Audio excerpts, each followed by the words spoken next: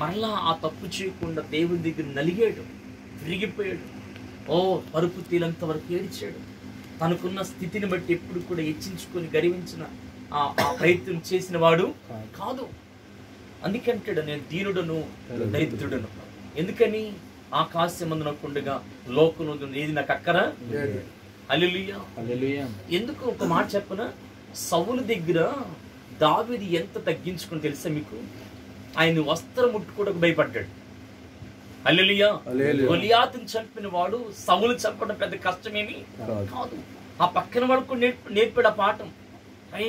ఆయన దేవుని చేత అభిషేకించబడినవాడు. ఆయన వస్త్రాన్ని గాని, ఆయన బుడ్డిని గాని, ఆయన నోరెత్తి మాట్లాడగల మనం తగిన వారము కాదు. దావీదుకి అప్పగించిన పనిని సౌలు అప్పగిస్తే నమ్మకంగా చేశాడు. అతనుకున్న దీనత్వాన్ని బట్టి, అతనుకున్న తగ్గింపుని బట్టి, అతనుకున్న భక్తిని బట్టి, అతనుకున్న ఆ విధానాన్ని బట్టి దావీదుని దేవుడు హెచ్చించాడండి.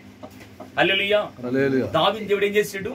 హెచ్చించాడు. ఎంత హెచ్చించాడంటే నిజంగా దావీదుని దేవుడు ఎంతగా పైకి లేపాడంటే ప్రతి రాజుని జ్ఞాపకం చేస్తున్నాడు. దావీదు నడిచే దారులు ఎవరనో నడవాలా అని చెప్తాడు. దావీదు అనుసరించిన మార్గంలో నడవాలని చెప్తాడు రాజులను. కానీ దావీదు దేవునికి హృదయానుసారుడైపోయాడు. హల్లెలూయా. అది అపోస్తలుగా రాయబడి, దావీదు నా హృదయానుసారమైన మనుషుడు. కారణం చెప్పమంటారా? తనకున్న డబ్బును బట్టో, తనకున్న రాజరికాన్ని బట్టో, తనకున్న పదవిని బట్టో ఎప్పుడు కూడా పైకి ఎదిగి చిన్నవా కొంచెం దేవుని బిడ్డలేని వారిని అణిచివేసిన ప్రయత్నమును, అతను తగ్గింపును, అతను లోబట్టం, అతనుకున్న భక్తిని దేవుడు చూశాడు. అందుకే దేవుడు అతని జ్ఞాపకమును దావీదు వంశాల నుంచి యేసుక్రీస్తు ప్రభు రావడానికి ఇష్టపడ్డాడు.